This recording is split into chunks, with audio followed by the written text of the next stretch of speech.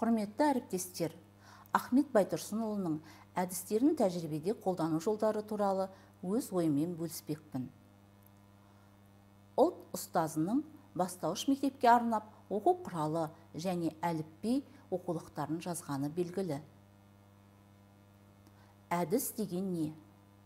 Ахмет Байтұрсынұлы жалғыз әліпбиді үйретудің өзінде толып жатқан әдіс бар. Әдіс керекшіліктен шығатын нәрсе. Әдістің жақсы жаман болмағы жұмсалатын орнының керек қылуына қарай дейді. Ұлт ұстазы бұл жерде керекшілік деп оқушыға қажет нәрселерді меңзеп тұр. Яғни көп әдісті игергенмен ол әдістерді оқушының қажеттілігіне қарай орынды қолдана білу керектігін ескертеді. Ғалым қазақ баласын оқу мен жазуға үйретудің төте жолын іздеді. Оқу мен жазуды баланың қиындықсыз әрі жылдам игеру үшін сауаттау әдісіне басты назар аударды.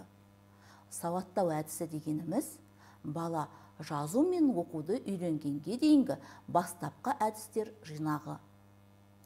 Сауаттау әдісінің бірі жалқылаулы жалпылау әдісі. Жалқылау яғни талдау, ал жалпылау бұл жинақтау әрекетін білдіреді. Жалқылаулы жалпылау әдісінің бірнеше түрі бар. Атап айтқанда дыбысты әдіс, шағын сөзді әдіс, жазу, оқу әдісі. Дыбысты әдіс 5 әрекеттен тұрады. Бірінші, балалармен әңгімелесу.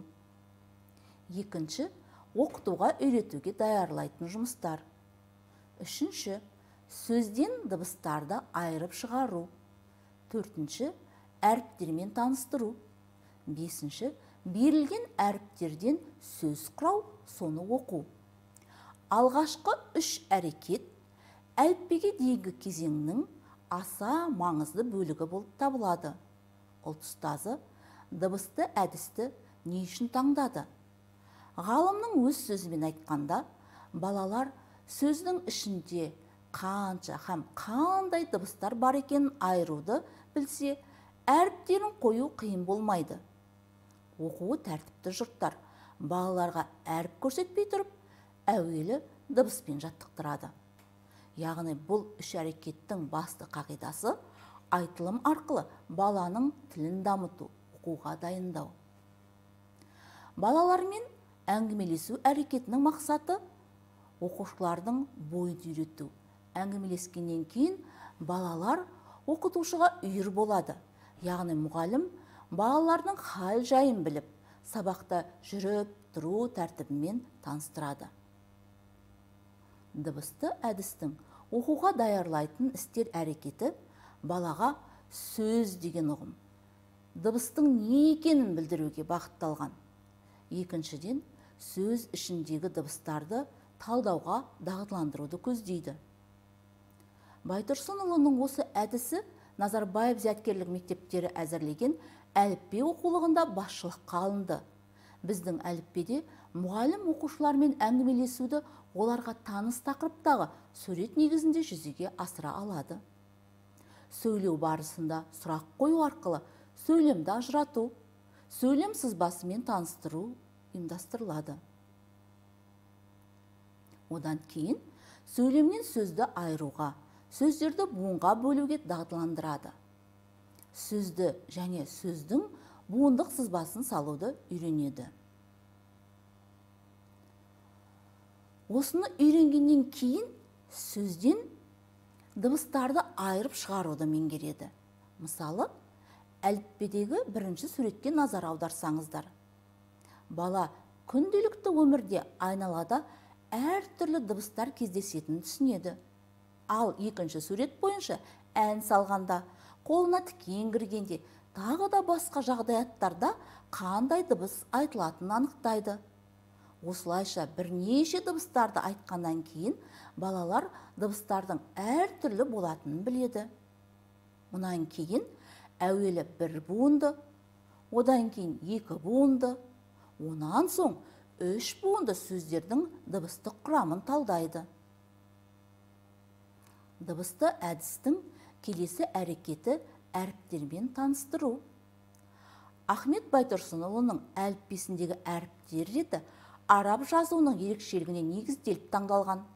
Сондықтан ең бірінші үйретуге оңай, жазуға жеңіл 3 әріпті үйретуден бастаған.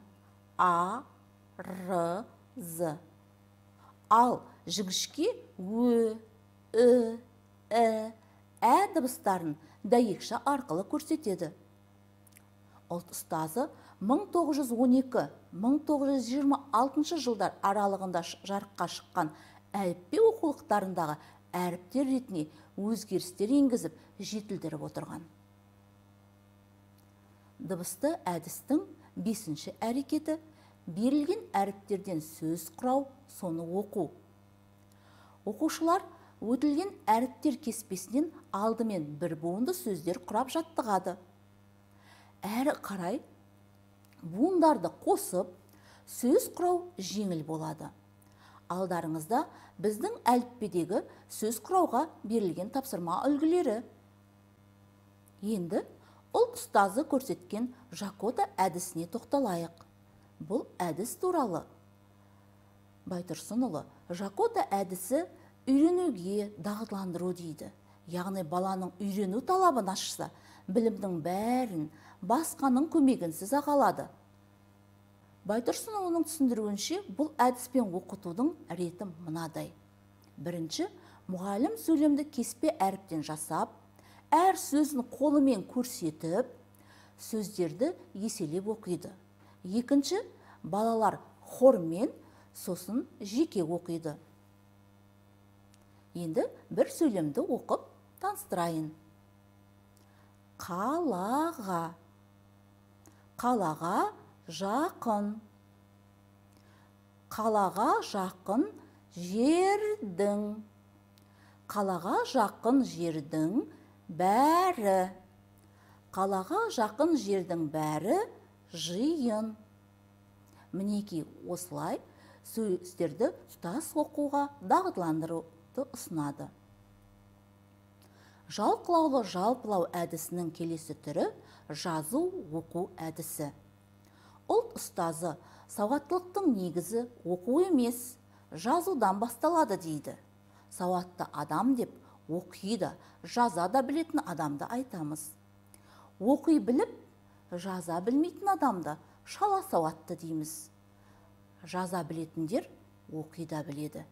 Сондықтан сауаттылықтың негізі жазу болады.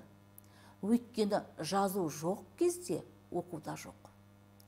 Оқу үйренгендегі басты мақсат керек сөзді жаза білу, жазған сөзді оқи білу деп атап көрсетеді Ахмет Байтұрсынұлы.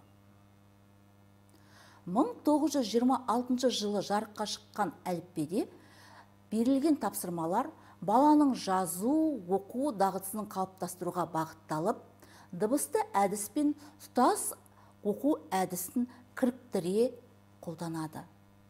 Енді ермек еңбек айдарымен берілген тапсырмалармен танысайық. Бұл тапсырмалар тәжірибеге негізделген оқу әрекетінен тұрады. Кестеде берілген 6 сөзді оқушы әуелі шырпыдан құрастырады. Одан кейін әрпі көп сөзді дәптерге жазады. Соңында сөйлем құрастырады. Осылайша сөзді оқуды, жазуды бірнеше рет қайталауға мүмкіндік береді. Біз Байтұрсынұлының ермек еңбек тапсырмасын тәжірибеде қолданып көрдік. Бала ат деген сөздің құрамындағы дыбыстарды айырып, ол сөзді дойбы, домино тастарынан және ағаш таяқшалардан құрастырды. Нәтижесінде бала ойнай отырып, ат сөзінің дыбыстық құрамы мен әріптерін есінде сақтап, оқуға дағдылана бастады. Енді видеоға назар аударуларыңызды сұраймын.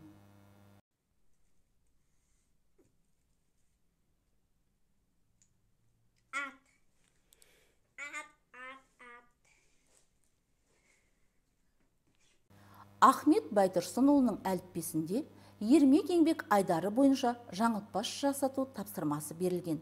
Жаңылтпаш жасату жүйесі алдымен 2 сөзден, одан кейін 3 сөзден, соңында 4 сөзден тұратын сөйлемдер құрастырады.